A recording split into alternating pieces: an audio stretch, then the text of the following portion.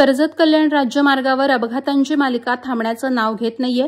अरुंद रस्ता, वन विभाग आणि सार्वजनिक बांधकाम विभागाचे निष्क्रिय धोरण तसंच वाहन चालकांचा बेदरकार वेग या सर्वांचा घातक संगम अपघाताचं कारण ठरत आहे। रविवारी सकाळी सुमारे 8 वाजता शेलू पोलीस चेकपोस्ट परिसरात रिक्षा आणि कार यांच्यात समोरासमोर भीषण धडक झाली। या अपघातात नेरळ ममदापूर येथील रिक्षाचालक प्रशांत गायकवाड यांना गंभीर दुखापत झाली असून रिक्षातील 5 प्रवासी गंभीर जखमी झालेत। जखमींमध्ये आयेशा सय्यद, त्यांची 2 मुलं आणि आई परवीन शेख यांचा समावेश आहे। हे सर्वजण मुंब्रा येथे जाण्यासाठी निघाले होते।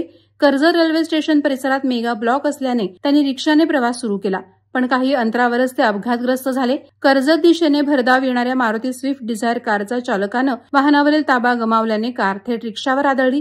या धडकेचा आवाज एवढा मोठा होता की आसपासचे नागरिक धावत आले। धडकेनंतर रिक्षाचा पुढील भाग अक्षरशः चेंबून गेला आणि काही प्रवासी रिक्षेतून बाहेर फेकले गेले। चालक गायकवाड रिक्षात अडकले होते। कारमधील साहिल अनिल थोरवे आणि ऋषिकेश प्रकाश कदम हे दोघं मित्र पुणे येथे जाण्यासाठी निघाले होते। एअरबॅग उघडल्यामुळे दोघांचा जीव थोडक्यात वाचला, मात्र त्यांच्या बेफिकीर ड्रायव्हिंगमुळे निर्दोष प्रवाशांचं आयुष्य धोक्यात आलं, अशी चर्चा घटनेनंतर सुरू आहे। सर्व जखमींना भिवपुरी रायगड हॉस्पिटल येथे हलवण्यात आलं, तर गंभीर जखमी रिक्षाचालक गायकवाड यांना पनवेल हॉस्पिटल येथे उपचारासाठी दाखल करण्यात आलं। या ठिकाणी रस्ता अत्यंत अरुंद असून दोन्ही बाजूंनी दाट झाडी असल्याने अपघात वारंवार घडतात। नागरिकांनी अनेकदा वनविभाग आणि सार्वजनिक बांधकाम विभागाकडे रस्ता रुंदीकरणाची मागणी केली असतानाही अद्याप कोणतीही ठोस उपाययोजना करण्यात आलेली नाही।